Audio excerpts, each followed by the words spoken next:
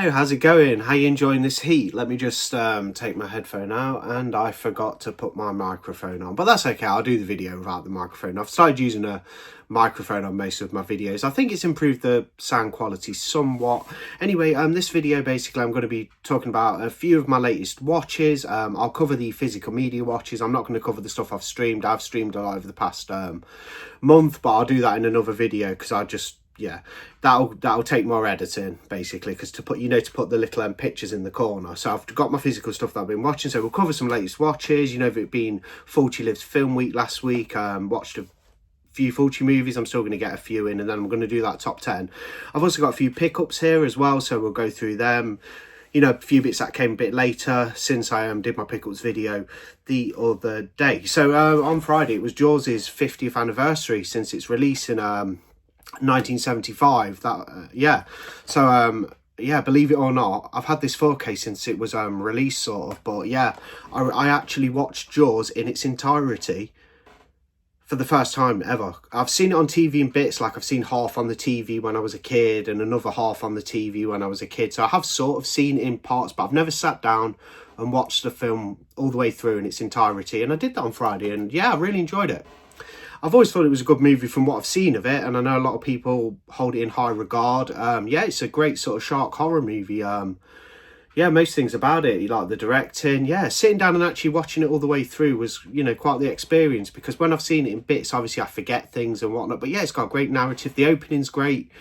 Where the two young people are running across the coast, and she basically, the girl jumps in the ocean and the guy's on the beach trying to get undressed and stuff to jump in with her, and she gets that she becomes victim of that horrible shark attack. The shark's really rubbery and stuff, but it looks cool as well. I love a good, even if it looks a little bit dated, the shark still looks super cool. Like they used to have a ride of this as well. I remember watching some video when I was a kid as well, like when my auntie went to Florida. I think they went on the Jaws ride, and I remember always seeing the video as a kid off the video camera, and it looked terrifying, even though again it was just like a sort of rubber shark coming out of the water. But yeah, really enjoyed Jaws, and the main cast were really good in it. What are the names again?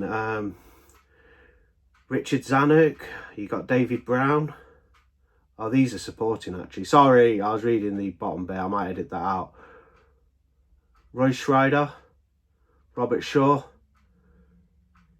Richard Dreyfuss. Yeah, thought they were good. Heard of like Richard Dreyfuss before, but I've not seen many films with them in. But they, really good like cast. One of them's the local coastal town cop. He's trying to warn people of the shark attacks and things, and people just won't take any notice. They just want to go out to the beach on a hot day and take their clothes off and mess around in the ocean, and but they're not wary of the shark, and that's to their detriment at times. But yeah, really cool film. The finale's really good when the guys are on the boat, trying to take out Jaws, and yeah, really cool film. Steven Spielberg does some great movies. I'm not even the biggest Spielberg fan. I love like Jurassic Park. I think Jaws is really, really good. There's some other movies I thought that he's done that I like, but I'm not exactly the biggest Spielberg fan overall. I mean, I'd say Poltergeist, but that's Tobe Hooper's film. Steven Spielberg helped with that. He was like a co-writer and producer. It's Tobe Hooper's film. Anyway, that's Jaws. Yeah, watched it in its entirety. Liked it a lot. I wouldn't say I'm the biggest fan of it, but it's one of the better shark movies, that's for sure. Definitely. Finally glad to have watched it. And it's a superb 4K as well. Bit late on that one, but yeah, I thought it was just something to a talking point, 50th anniversary, and I finally watched it. Yeah. That new Steelbook looks lovely as well. The 50th anniversary Steelbook that's been released. That looks really, really hot, I have to say, with the, with the kind of that image, and then you've got all the different characters, like the guys all around it and stuff. That looks super cool. That is one stunningly sexy Steelbook. I won't be purchasing though, because I've got all standard releases of the 4 movies on 4K, and I'm happy with that, because I got them at really good prices, so why mess about? If it was TCM, I might, or if it was like, I don't know, an Argento film like Suspiria, I might. But for Jaws, I'm happy with this 4K. But yeah, superb film. Really enjoyed it. Fulci Lives week as well. I've been watching some Fulci, so I thought I'd rewatch The Black Cat. Really good. I remember watching this for the first time a few years back when I got the Arrow. I think this Blu-ray's out of print now as well. But yeah, I had a fun time with this one. Another retelling of The Black Cat, Edgar Allan Poe story. There's many adaptations out there. This is one of the better ones. It's a little bit more violent, a little bit more gory, but yeah, it just tells the story about obviously the professor who's basically onto some sort of, you know, trying to figure out these killings that are occurring in a small British town. Of course, the cat is terrorizing people, and the cat's a part of that. And yeah, he gets really mad with the cat, and the cat's kind of antagonizing him. Follows the typical beats, but adds a little bit of Fulci flair with the violence and gore, but does follow the typical beats of the black cat. Like, you know, for example, like basically he you know, bricks up the cat and the girlfriend in the wall, and then obviously the police at the end find out what's been going on and stuff. But yeah, really good adaptation of the black cat. Watched again, I've seen this many times. I normally watch it at least once or twice a year, but watched House by the Cemetery. Now, this was my first time watching this Arrow 4K, because I also have the Blue Underground. But yeah, really nice 4K. Can't really remember what the Blue Underground 4K is like. I know it was really good. I don't know which one's better. I've never properly compared myself, but yeah, it was a great to have both editions, so you can kind of just pick and choose. And of course, House by the Cemetery is such a good film. Tells the story of the family that move into, of course, the House by the Cemetery. You've got the legend of Dr. Freudstein, who used to live in the house and was basically a mad scientist. His reanimated corpse is in the basement, lurking, waiting. And it's got some fantastic kills, like when the babysitter gets basically impaled right through her back of her face, back of her neck, is it? And it goes right through her mouth. I actually have that on a t-shirt and it looks super cool. Yeah, I love House by the Cemetery.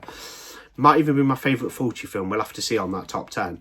And then I'd not seen this one before. I've got a few Fulcis in my collection that I haven't actually ever watched. You know, no views ever on it. And for the first time last night, I watched The Devil's Honey. I put out a little viewer's choice, gave you guys 2 hours. And at the time when I decided which I was going to watch, The Devil's Honey won. So I put The Hand Up and The Devil's Honey. And when I went to watch whichever movie was winning in the polls, it was The Devil's Honey. Checked this morning and The Hand had more votes. So I do apologise for that. I will watch The Hand as well. But The Devil's Honey, you know, because I said 2 hours and people still vote after you put a deadline on it, but never mind. It was The Devil's Honey, so I watched it, sat down, watched it. I was looking forward to it and intrigued by it, with it being a Lucio Fulci film. However, I was a little bit sceptical about it because I've not heard as much like things about this one. I've not heard it's a bad film, and I've not particularly heard it's a brilliant film. So it was I was definitely going in super blind.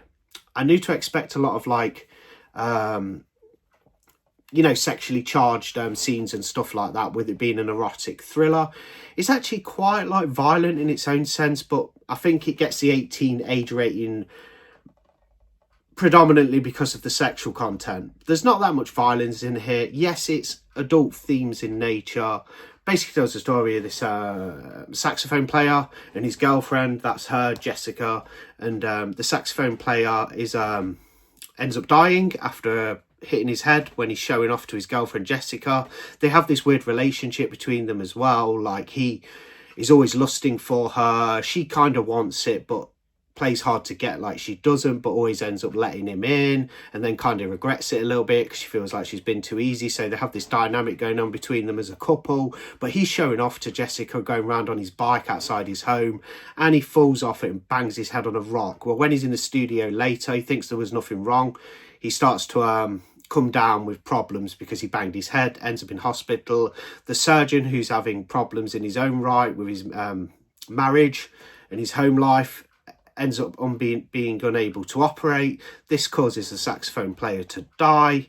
He dies, and Jessica, his girlfriend, is distraught, having weird hallucinations of her boyfriend who's perished, and she decides to take revenge on the surgeon, kidnaps him, and we go from there. But like, it's got some really strange like scenes in there as well, like, you know, between the couple, Jessica and the saxophone player.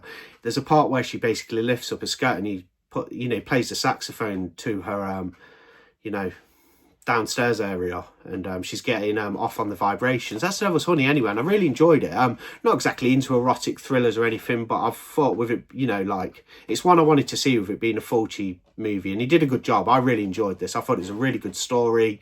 The sex stuff was okay. It's not exactly what I'm really into watching on film. I don't mind it or anything, you know, I'm not a prude, of course, but like, yeah, it was weird, it was odd as far as the sexual content's concerned, but really good story, and the acting was pretty on par as well. And I actually gave this a 4 stars out of 5. I did enjoy The Devil's Honey. It was a good watch. There's my latest watches, like on Blu-ray and 4K, you know, a bit for Fulci week, and of course Jaws for the 50th anniversary. I have been watching a lot of other stuff, however some of it has been on streaming, so I will cover that in another video, because I like to stick the things up on screen, you know, the icons of the movie posters in the corner. For example, where I'm pointing in now, I would have to edit that and put a movie poster up. I suppose I could just talk about them, but I'll do it properly, you know what I mean. So I've got some pickups here as well, some pickups that I didn't show in my last video because they arrived a little bit later. Now I ended up getting this beautiful steelbook, absolutely magnificent, and it's I've wanted it for a while. I have wanted the Evil Dead remake on 4K for a while from Scream Factory, but I decided not to get the standard edition, so I went for this steelbook, and it is just gorgeous. I mean, look at that. Absolutely fantastic. Lovely looking steelbook. You've got an image on the back. Yeah, I do dig the Evil Dead remake. It's pretty cool. It's not as good as the original. Nothing beats the classic the first Evil Dead film from Sam Raimi. But this is a solid reboot and remake.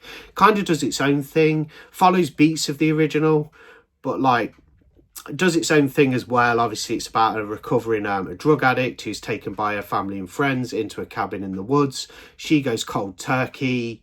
The Deadites are summoned when the Necronomicon is found. The Deadites are summoned, and of course all hell breaks loose in typical Evil Dead fashion. Really good remake, really gory as well. There's some really gnarly, nasty scenes in this, like especially the scene involving the turkey knife. I'll give you a quick look inside. That's what it looks like all together on the back. Super cool. And then of course you got your 4K disc in there. But yeah, really happy to have that steelbook. I wanted a really good edition of the Evil Dead remake, and now I have one, and now I'm set. Like, I won't need another. I've got the 4K, beautiful 4K steelbook. Even if the UK gets a really nice Evil Dead 4K limited edition, which I'm sure we will at some point, I'll be happy to stick with this, because this is just beautiful, lovely. This was apparently sold out a few weeks ago, but I managed to pick it up at retail price. Oh, nearly knocked my drink then. In fact, I'm getting a little bit warm again because I'm in the movie room and it gets really hot. So I have a little bit of my coffee liqueur beverage. And yeah, I got Roadhouse on 4K.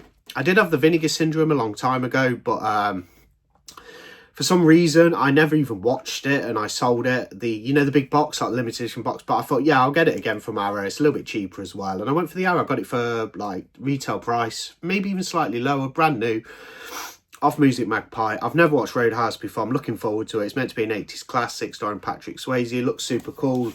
That's the new edition from Arrow. I'm sure a lot of you guys have seen that, but I thought I'd pick it up anyway. And I got it at retail price from Music Magpie, new and sealed.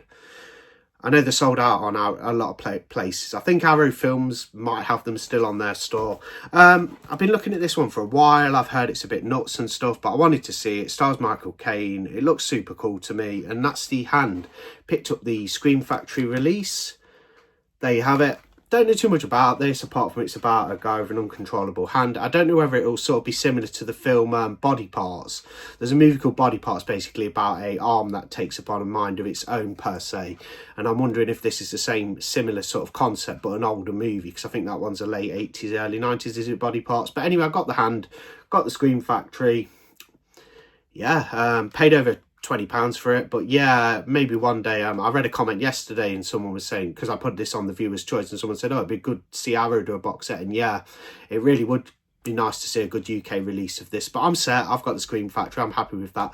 It is a Region A, as you can see if you zoom in there, Region A, but yeah, it looks all right. Looks like a fun time. See if I can just open it up a bit. Got a nice disc there with nice disc art. Yeah, looking forward to The Hand. And another one that arrived the other day, and I can't wait to watch this film, and that's Witness. New release from Arrow, came out last Monday. Stars Harrison Ford. Is it directed by, is it Peter Weir? Let me have a quick look, guys, just so, like, yeah, Peter Weir. or where.